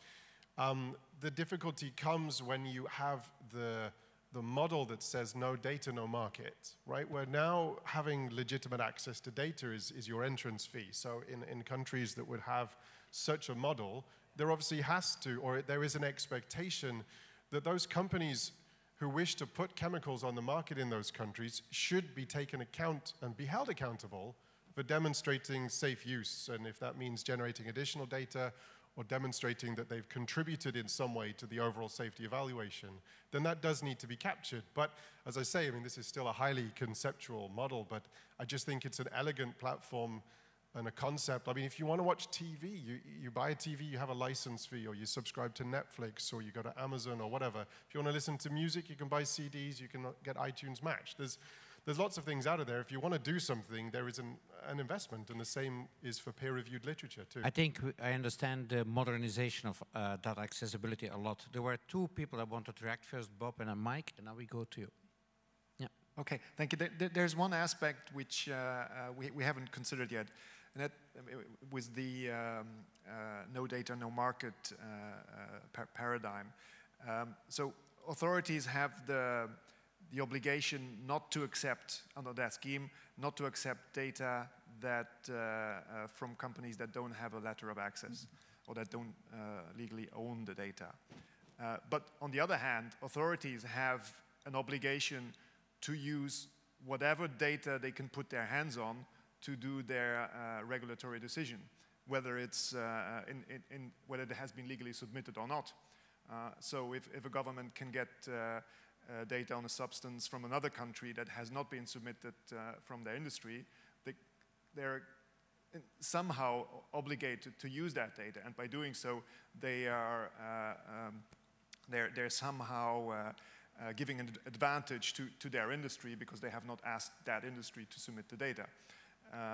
And so with the iData idea, with access for everybody, including for governments, maybe we can get rid of that issue as well. And Bob, that is exactly why we started to work with the US and Canada in trying to physically have a database where we can share at least publicly available data to start that work very practically. I have an observation on, Nicholas comes with the idea, well, I come with the idea that maybe we should have a physical Euclid somewhere where people can put data in and reuse it. Nicholas comes with the same idea, a similar idea at least, but puts the industry perspective on it. And it's fascinating to see that everybody immediately jumps into all the 100 things that we need to resolve if we want this. But what I'm lacking from the audience is that somebody says, actually, that's a good idea, and how do we get the investment on? How do we get this moving? Because I think we can spend a few days here going through all the possible problems that we can solve. But if we don't, and that's fruitful if we don't really believe in the idea, but if we believe in an idea like this, I'm pretty sure we can resolve all the things that we're discussing now. That's a question for the coalition of the willingness. I heard that before, I believe. Yeah. Okay, yeah, Sefik. I think it's a great idea, so if you can find a way to progress it, that's good. I have a completely different question. I can certainly see the need for more transparency, the expectation for more transparency. I can even see the value for industry to be more transparent on all the data. I'm still a bit concerned that this is extremely technical information and it requires a lot of expertise to interpret all the tox and ecotox data. So if we put that in the public domain, and people who are not trained to understand this data may be extremely worried to see, whatever effect or, who do not understand the statistics. So how do we help the general public? Assuming we get there, how do we help the general public to really understand what's behind? How do we educate people? How do we make sure those data are not taken completely out of context? I see this coach actually wanted to react here, but first start with Elisa. So I think that's an interesting question, and I think I think the fear of how will people react should not prevent us from publishing the information. Actually, the fewer access there is, the less interest there is currently from the general society to understand more and more. Nowadays, I believe that the low level of understanding does not become so much from the complexity of the subject, but of the low interest. So there are other complex subjects going on as climate change, and because it's interesting, or animal species extinctions, because it's interesting. People have understood it and have learned how to deal with the information. We are currently having debates in Argentina on how to start, for example, a PRTR. Because of this same issue, how will the industry be able to put in the information? Will the society be able to understand it? Is that a useful effort? And I think the first thing we need to address is make people interested in chemicals management, and then the rest will come. Mike? I tend to agree with that line of thinking. If we talk about information like classification, labeling, information or restrictions or things like that, where there is still a need of interpretation of what it doesn't mean for you as a general public. But I don't think that's the only challenge, because we've seen cases where scientists, computational scientists, have made an absolute mess out of our data because they didn't. I had a whole list of things you need to think of, and they didn't think of too many of those things, and come with conclusions that are really, well, I can only use the word absurd, because there is a real fundamental lack of understanding of the complexity of the data. So in that sense, I agree, but I'm not so worried about the general public. I think that's different type of data. The more deep, the actual toxicity data, there the challenge is more that scientists know what they're looking at and don't make a mess out of it. Yeah, and I can tell you, I'm sitting in some of the ECA committees. I see sometimes more discussion about data within those committees than I see with the public. Not always, of course, but it is sometimes a challenge, yeah. Yeah, and then I go to the other mic, yeah. So one thing that would also really help is, I've heard the word toxic chemical many times today. And that imparts a very vivid image in your mind. Toxic, death, cancer, whatever. It's not true. Everybody here drank the coffee, contains caffeine. Caffeine is a category 2, acute toxin. It's a neurotoxin. Everybody had a glass of wine last night. That's a carcinogen, a reproductive toxicant, and a developmental neurotoxicant. I didn't hear anybody complaining about how we should ban these things from this forum, yet they would like to remove a low-level chemistry that actually is unlikely to do any harm in the context in which it's used from an application because it has been deemed toxic. So one thing that would help in the overall communication about hazards and were this information to become more publicly available would be to ensure that we also make an effort to shift the paradigm from chemophobia, because chemistry is an answer. If we talk about all of the complex problems the world faces, fundamentally that's what we're here to solve. That's what my company does. So that will help as well to stop frightening people, to push people in one direction, and it will stop them being so concerned about what they see. Yeah. Okay, thank you for reminding that. There was a question there. Yes, Riku Rinteoppi here. So in Bob Diderich's presentation, there was talk about these new predictive models and the difficulty of keeping up with the progress, the scientific progress being such, well, very fast at the moment. For example, in terms of machine learning methods, that those are difficult to keep up with for the authorities. Mike Rasenberg just now was being quite critical about making a mess of data with computational methods. I think it is quite easy to be critical of new technologies when they are sort of new. I think what is required here is a robust validation system for these new methods, and that would probably need to come from the authorities, either on the OECD level or EU level, or I think we need some sort of institution or organ of the EU or an international organ that validates these methods for regulatory purposes. So do you have any idea where that might come from? I think in some cases the US is already ahead of us.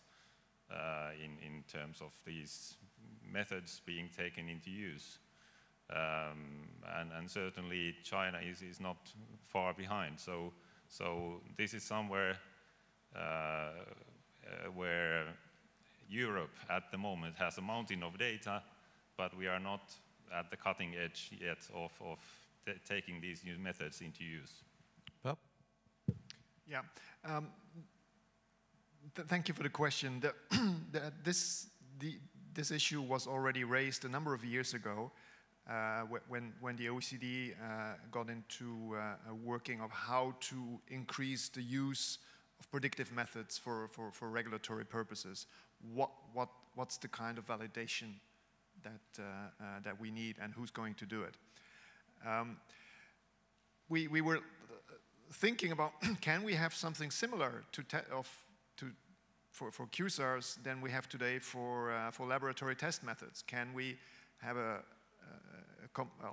robust validation system and then stamp and then evaluate models and stamp them according to that validation system? The conclusion of that discussion was these methods evolve way too fast. By the time we've put a stamp on it, there's another model which is way better. So the answer to that was, okay, why don't we enumerate what are the principles of validation, how do you do validation, and we let the developers do it and demonstrate how their model fulfills those validation criteria. And that's where we led it. Now, it has not taken off as much as we had hoped, but it's definitely something that we're thinking now when it comes to putting models or predictive models into mutual acceptance of data. The idea which is researching now is if you want mutual acceptance of data, you need to have demonstrate how the validation criteria are fulfilled. So that's how we're thinking of approaching that. But now, artificial intelligence comes along, meaning there is no more transparent algorithm because it changes from one day to the other. How do we deal with that? I must say I do not have the answer to that one yet. That's interesting, and it's certainly going to be a challenge. And if I may react very shortly to that question too, yeah, validation, etc., means also put your data open and put you up for critical review. So by doing that, you get more input from the scientific community and others about that. Okay, but I had other people there that are queuing for a while, and I would like to give the word. Yeah, Willy Münninghoff, Reach Centrum. Mike, we have built the web shop for data, and it's live and running for 2 years. It's not really iData, so I don't think we're at the subscription part yet. So at the moment, it's really kind of case by case by case. And therefore, yes, if we could kind of link, say, a commercial tool up with the Euclid database to make it easier on that side, and then kind of get the industry together to agree on one single way of doing it with subscribing fees and so forth, that of course would make the whole thing far, far easier. So that's kind of where my question is coming from to you, John. How do you see we can actually get industry, or say some of the major players you mentioned in your presentation, to sit together and think about how we could set that up? I think that's kind of where it should start. John? So, yeah, I've raised this a few times more recently in CEFIC meetings, because I think it's a tsunami of problems coming at us in terms of how we manage data sharing, and no one is really looking at it as a more holistic, bigger picture. Everyone's bit by bit, letters of access, CEF agreements, so on and so forth. So it is one of the big issues. I think there's a lot more awareness of it now within the companies. I think it's always the fear of taking the first step. The early adopter syndrome, and the thing that's most important in an early adopter is the early follower who says, that's a great idea, I'm in too. And then once they do that, everyone else joins. So you do need to get like a momentum build up of companies who are willing to do it. I actually think one thing that would help a lot would be a kind of collaboration with the OECD and the ECHA level and so on to start to develop what would be the benefits package of having the system. Because that's the carrot that the people need to do it. No one's going to do anything for free. It's a ton of work to upload the data, get it curated, manage it, value it, make sure that it's reliable so that it's worth going on in the first place and so on. It's a huge investment for companies to make. As I say, we've got 100,000 TOX reports. I have barely enough time to do the REACH dossiers, unfortunately, sorry. But it's going to take that kind of momentum, and having the critical partnerships with, for example, OECD, ECHA, and other governments will help us build the incentive, I think, and then it comes up to people who've got the smarts to build the platform that we can use to manage it, and the commercial partners then is the key piece. But again, as Mike said, first everyone needs to say, this is a great idea, let's do it. And until that happens, we're a little bit good ideas, but in the head. Okay. Yeah. Thank you. Nina Reinecke, Chemtrust. I have one comment and one question. My comment relates to the debate on the data accessibility, which I think is really important. And I wanted to bring in the recent decision on the EU food safety law, where it was made quite clear that all of the assessments used in European risk assessments for the pesticides and under EU food safety law need to be publicly available. So I think in going forward now in the discussion over the next months to see how this will be implemented, this probably also has some bearings on REACH and on the general policy here. Then my more specific question, Mike, you raised the glass is half full when we look at data and what we have achieved with REACH. My NGO colleague certainly called it half empty, as I saw. And we have seen media reports all over Europe this week on how the REACH data has not delivered to a stage as we wanted. So I thought it's just worth hearing from your side, but maybe also from Nicholas. So what do you do and intend to do to get to the full glass? Thank you. Okay, the half glass, full glass is really which hat I have. If you take an endpoint, acute toxicity, it's not the best endpoint, but it's the first one that comes to mind. In the US, NIH are developing the six-pack modeling, and they need data to do the modeling. Acute tox is one of the six-packs. So we were able, with this database, to make them a nice overview of all the acute, subacute, high-quality study by filtering, by throwing out the stones, so to speak. So if I look at the database from that perspective, this database is unique. There's the only place where I can do that within a few days, give you a full list of high quality, presumably high-quality studies, where in the US they are very, very happy to start their modeling on. This would have never happened before. So our glass is half full. If I look from a regulatory point of view, and again, acute tox is a bad example, but for the sake of the argument, if I would start to really look into acute tox, we're more interested in other endpoints, I'm pretty sure that I find a lot of adaptations which are not compliant. And if I go at that level at the database, then the glass is half empty. So and I think the context of this discussion is more that there is this ongoing REACH with its problems and with its deliverables. And the context of this discussion, I think, is despite all these things that we still need to resolve, high number of read across that are not substantiated, etc., not substantiated enough, etc. In this forum, there is a discussion: how can you still make maximum use of what you have? I think you need to look at the database really, from a half full, half empty perspective, depending on what the context of the discussion is. Indeed, that was also my introduction of this session today, namely that, of course, we need to promote further data compliance and further data quality improvement, but we are at a stage that we have the largest database ever, and what can we do more with it at this stage? And let's also remind that in the introductory speech yesterday, Mr. Kalich has said, look, we want to use that also in the EU for other purposes, okay? So it means it's broadening the internal use. And that's actually indeed where we want to focus on. And I wonder, within that perspective, if you could give a highlight, Nicholas. So this is a very challenging question, at least from a person who's had to write the dossiers and submit them and put together arguments.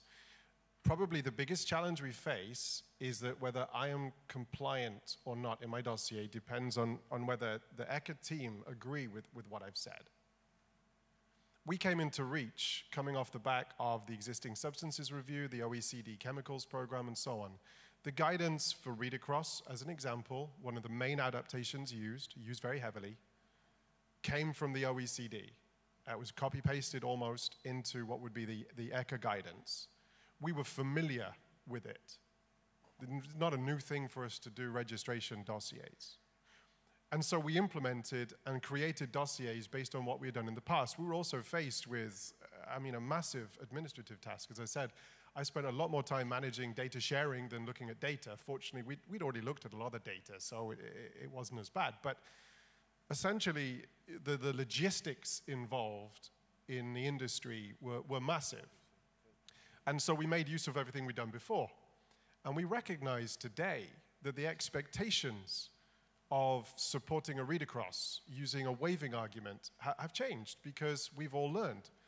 The evaluators have gained experience. They've raised questions, important questions about what constitutes an adequate justification.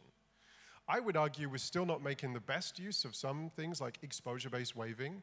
You know, if you really have a good argument, the legal text is actually written in a way as to almost prevent you from doing it, which is a real shame because there are real opportunities to better guide where we use testing versus just everything.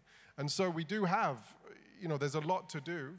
There's a lot of analysis to do, and we are, as I say, I think as Sylvia said over the past, and as Eka's mentioned, we have a collaborative agreement arrangement with ECHA to go back and review our dossiers, understand what's missing and bring it. But for clarity, data comes from testing. Testing involves animals. One of the core pieces of the legal text was for us to avoid the use of unnecessary animal testing. And that has underpinned everything that we've done, certainly the bigger dossiers and stuff. And it's something that really needs to be recognized, that that's still a goal of ours to make sure that we comply without resorting to unnecessary testing. Mm-hmm. Okay. Thank you for reminding to that point, which is a critical one also from the REACH objective. Andrew Turley from Chemical Watch. On a positive note, it seems to me that we've done a lot to get high quality, accessible data through IUCLID, through the OECD's TG program and such like. But that data is predominantly toxicological, it's hazard data. I wonder if you are optimistic about perhaps doing something similar, achieving the same with exposure data, which of course is the other half of the risk paradigm. And if you are, what are the challenges? What will be the differences? I would first pose this question back to the scientific community because they are really involved also in risk assessments where exposure is half of the paradigm, isn't it, Karel? Yeah, absolutely. I don't have to educate this audience on this. I guess it's critical. Indeed, we've talked a lot about tox until now, but think of not only the monitoring data themselves, but also everything related to biodegradation, degradation testing, which are also OECD tests. I'm not sure if all this information, I think this information is available in ECHA.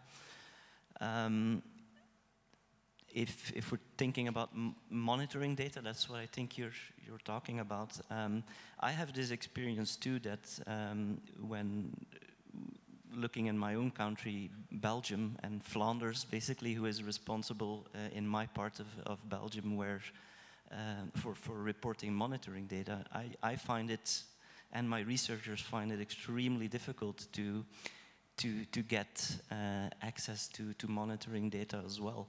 You can, they are publicly available. They are obligated to do that because it's a government agency being responsible for that.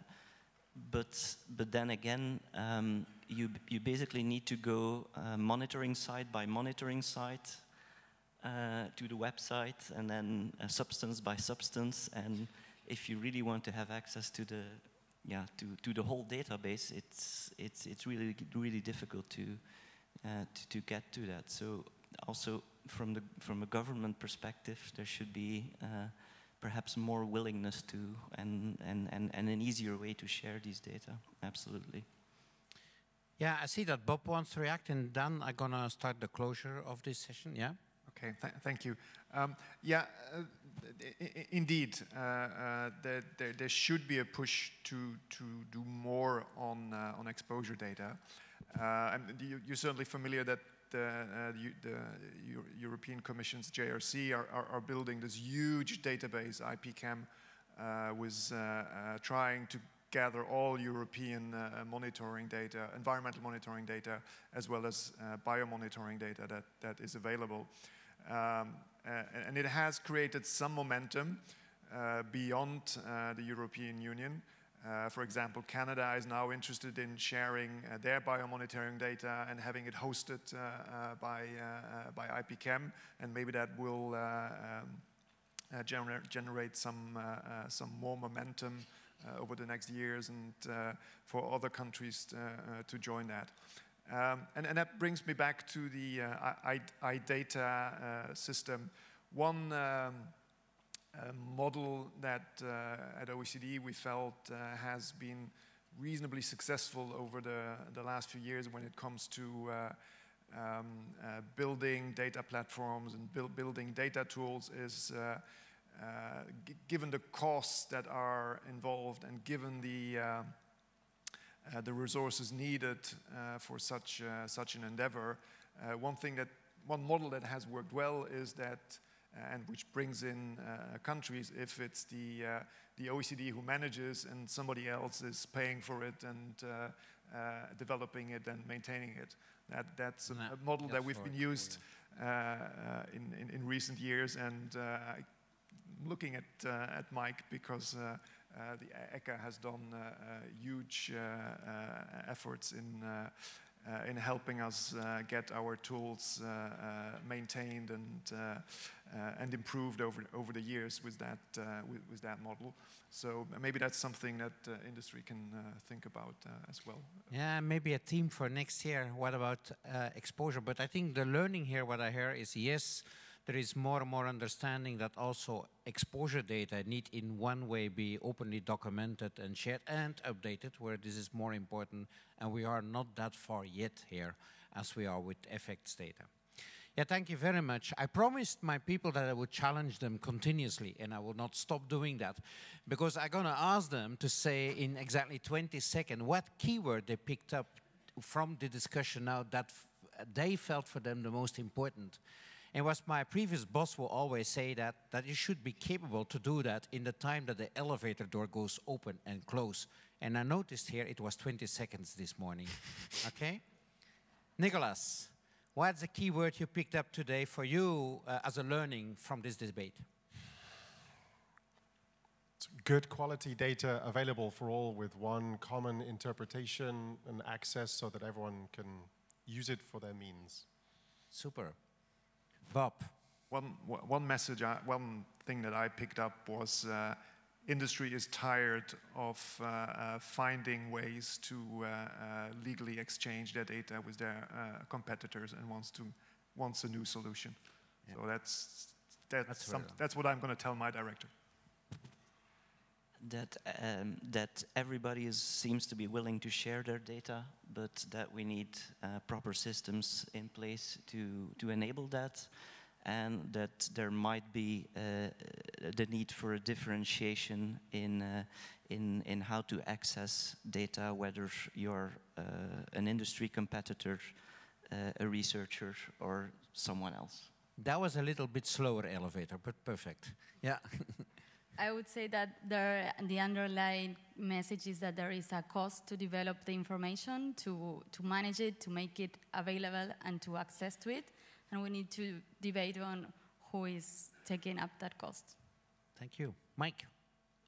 There seems to be a common objective of building something that is the place where data can be shared and exchanged. A few need to take the lead, including with the money, but they shouldn't forget about all the others that will be users of this. Yeah, thank you for that. And let me close with a couple of words from my side. Yes, I heard a lot of willingness that we have built such a large database and it's half full, okay? We should do something with it. Of course, further completing it, further ensuring the quality, nobody would contest that. But now it's time to use that for value for society. And society means chemical access to markets. That was said by industry very clearly, therefore need clearer rules. But like Bob said, we maybe need to bring something to the table that makes a breakthrough here in this way how we handle and share information. Because like it is now, it's not efficient, we are in a standstill, so we clearly need to have there a breakthrough. And we heard some of the principles that could be. I heard the word fair before several times, okay? It should be a system being built on fairness, but also fairness is also recognizing where it is used for. And the last point I would stop here by making my summary is I clearly heard here the word of, well, let's start to act, okay? It's time for the coalition of the willingness people, time over to further thing. Let's build at least with those who want to go further on this one. And I'm sure we will find someone. So that's really what I would like to leave with you. If you're home, I hope that your data hungriness was now filled a little bit, and I give it back to the organizers. Thank you very much for your attention. And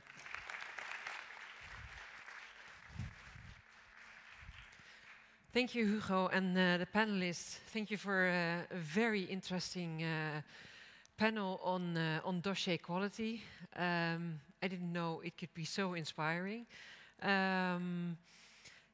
But before we close the forum, I would like to give the word to Jukka Malm, Deputy Executive Director of ECHA, to make the summary of the second day of the forum.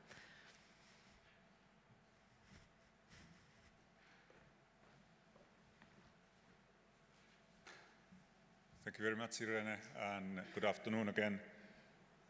So before we all go to lunch, again a small summary on the highlights from my side, starting with the session and the panel on plastics and circularity.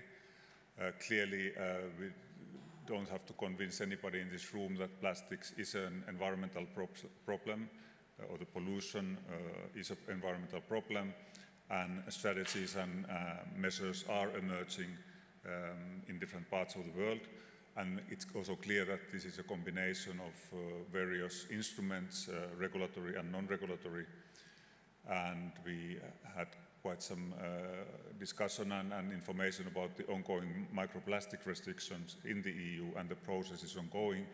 And again, the public consultation is open and ongoing, so if you have concerns, if you have information, please contribute. Also, we heard about industry actions, about emerging business solutions, which are very much looking at the whole value chain and creating value, and are more and more based on the idea that waste is not waste, or waste is only waste in your brain, so there are more opportunities than limitations actually.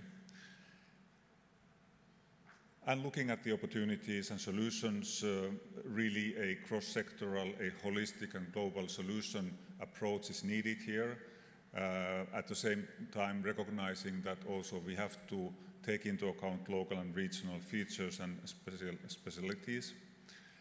And one issue that wasn't so much discussed, but what I always think when talking about waste collection and awareness raising, etc., is that this requires quite some good infrastructure and awareness at general level to be implemented, which also I think is an aspect, especially with regard to developing countries.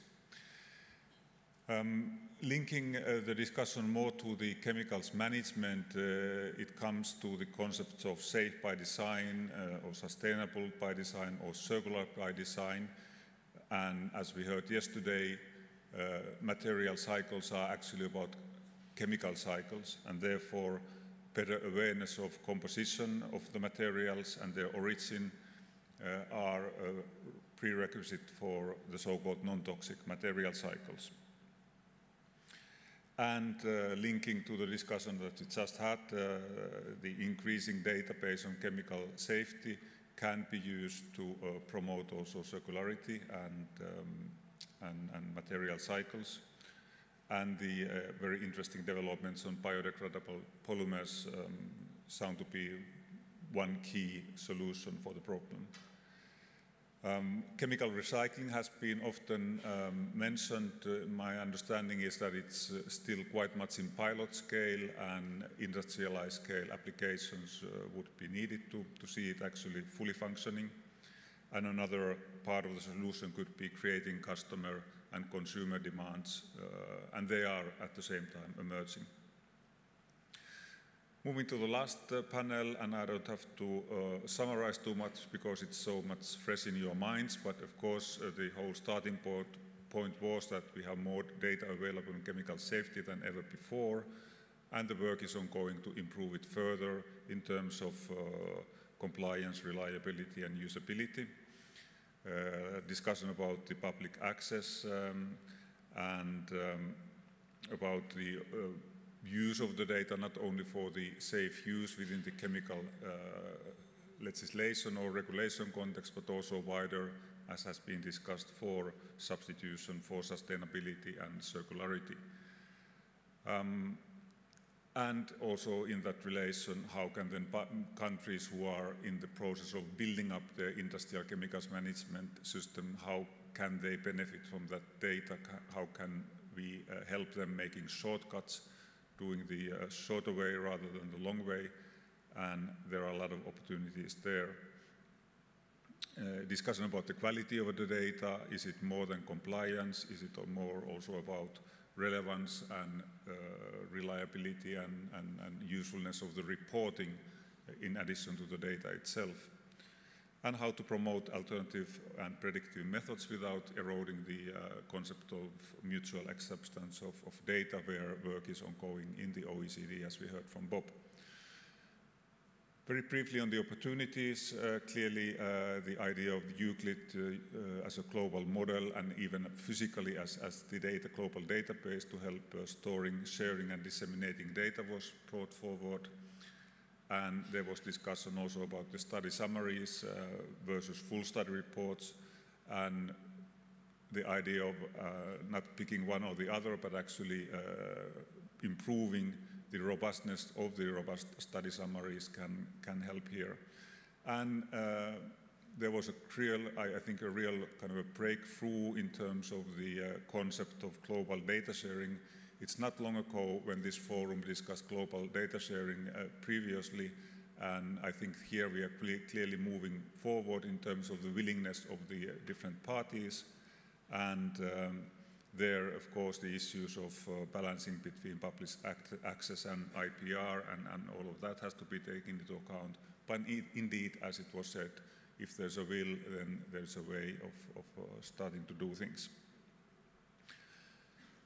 And just to conclude and looking back at the 2 days, again, I think a very nice compilation of different aspects. We started with the grouping. We started actually with the risk management options, but actually all the elements of the panels are kind of interlinked, and the main elements of the chemicals management system, the grouping, data availability, risk management and circularity, and the discussion on system performance and the indicators yesterday was also looking at the whole system. But more and more clearly, we are not only looking at the chemicals management, but also the surrounding policy areas and sectors like circularity, like waste management, like worker safety, etc., etc. So with that, I'm happy to conclude and say that I've enjoyed once again very much the 2 days of discussion. Thank you so much.